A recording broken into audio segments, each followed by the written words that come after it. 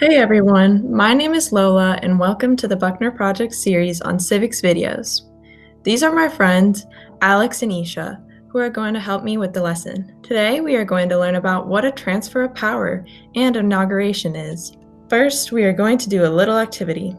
Immediately after his inauguration, President Joe Biden passed 17 executive orders. Among these, he outlined ethics rules for his government appointees to restore trust in the government and to limit lobbying. Ethics rules are behavior guidelines. What ethics rules would you pass if you were president? Would you let big companies work with politicians they used to employ? Why or why not? Have you ever heard the term peaceful transfer of power? Well, if you haven't, I'm going to tell you all about it. It pretty much is what it sounds like, an act of moving power from one thing to another.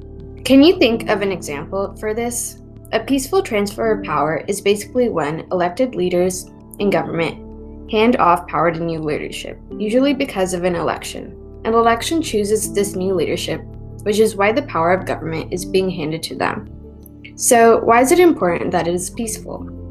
Well, if a transfer of power is not peaceful, the citizens of a country could feel more unsafe within the country, or maybe not trust the government as much because there is tension. The last transfer of power occurred very recently, when the newly elected president and vice president were sworn in at the inauguration on January 20th.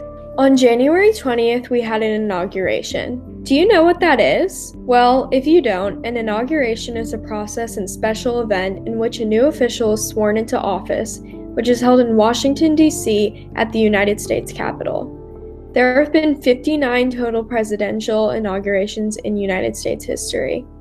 Presidential inaugurations happen every 4 years, and they mark the start of a new 4-year term for a president, either for a new president or for a president's second term. On the January 20th inauguration this year, Joe Biden took office as president and Kamala Harris as vice president, officially marking the end of Donald Trump and Mike Pence's term as president and vice president. At the inauguration, the president and vice president must take an oath that they will do their best to lead America and fulfill their duties. Remember the transfer of power?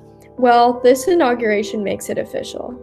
To finish off, we are going to do one more activity. Take out a piece of paper and write a letter to the new president, Joe Biden, or the Vice President, Kamala Harris. You can write about things you would like their administration to achieve, good wishes to their families, or whatever else you'd like to tell them. Thank you all so much for supporting the Buckner Project.